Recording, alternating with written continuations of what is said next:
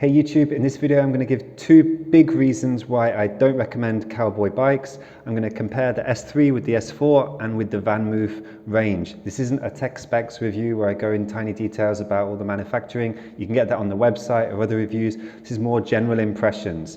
So this is the S3 behind me. It's now 1990. When it came out a couple of years ago, it was 2490.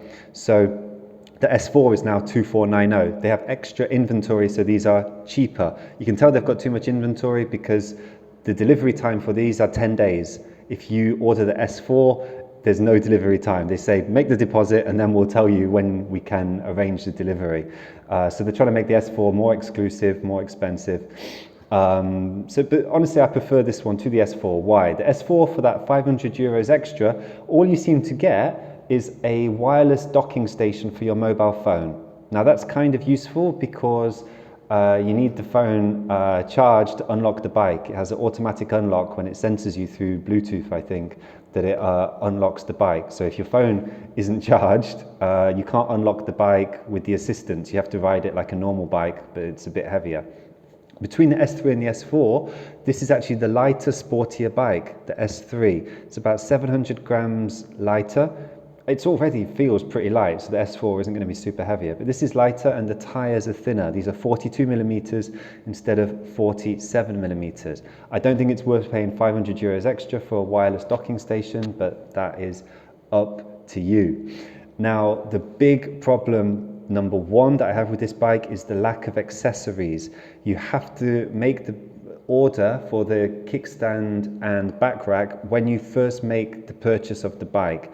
If you don't, it is such a pain getting accessories for this bike. They're made by these weird third parties. One of them is called Cocox. So if you decide you want a kickstand later, they kind of put you in touch with Cocox, which is some German dude in his garage that gives you a conversion kit for an Ursus kickstand. It doesn't fit properly. Check on YouTube, people can't fit it because the cables are blocking it, basically. It's a design issue. If you check on the VanMoof accessories, everything is available. Now, why is this important? You may think, I don't need that. Yeah, you don't need it now, but your life situation may have changed in 1 or 2 years' time. If you need to be carrying more weight on the back, like a baby or big boxes, you may need a double-legged kickstand to go underneath. Well, how do you get that for a Cowboy? You can't.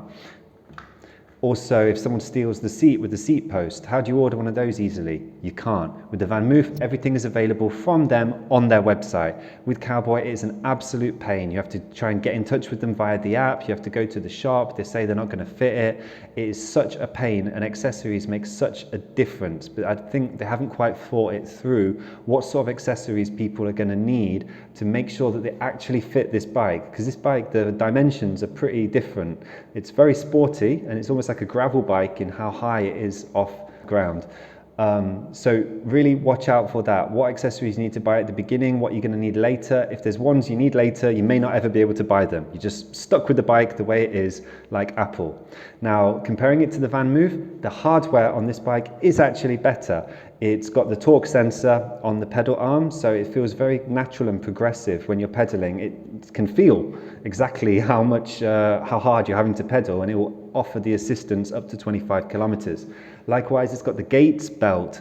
They call this a carbon belt. It's carbon fiber on the inside, polyurethane on the outside. Now, this was a big judgment call. Almost every other bike has a metal chain. They've been used for like 120 years. So, you know, you decide yourself if you want the Gates carbon belt. It's supposed to last up to 30,000 kilometers. It's supposed to be cleaner.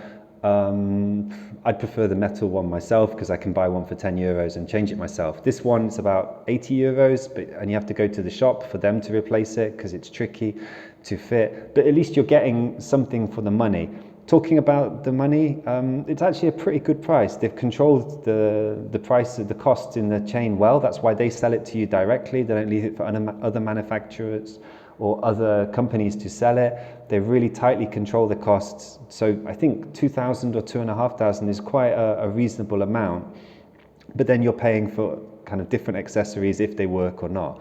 So that's reason one why I'm not keen on it, lack of accessories. Reason two, the brand itself, I feel like this is set up by a serial entrepreneur, Adrian Roos. He's made other companies in the past. He's obviously very talented.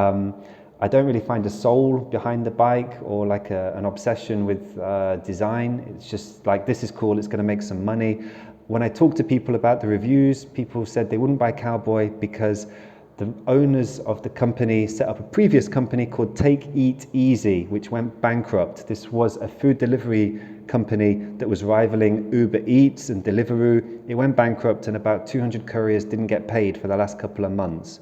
Now, that would bug me because you're buying a brand here. There's a huge emphasis on this lifestyle brand that's cool, that gets you around the city, urban living.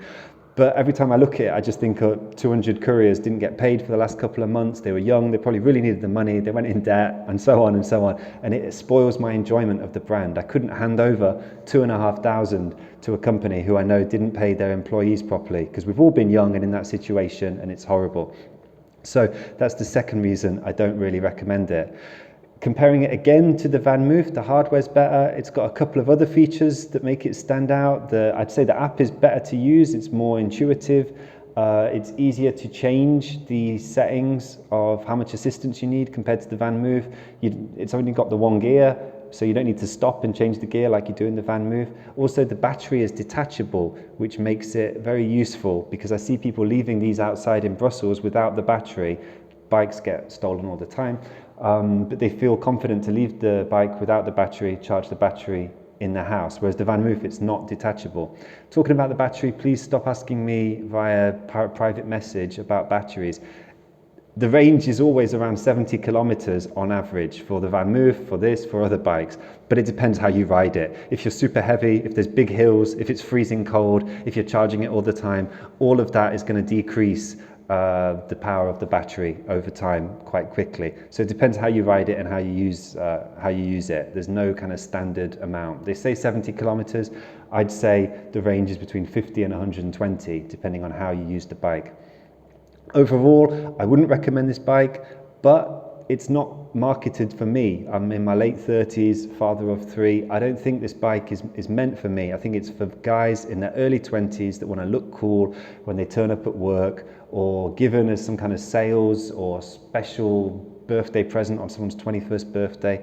Or, ironically, it's for Uber Eats guys, and I see them using it, zipping up hills and just kind of posing with it outside of restaurants when they're waiting for a job to come in. So I think that's who it's for. For those guys, I'd probably give it a 6 or 7 out of 10. For me, it's a 3 or 4. So yeah, I'm not 100% keen. Now, my next review is on foldable electric bikes, so subscribe to get that. Questions or comments, put them in the chat below. Thanks.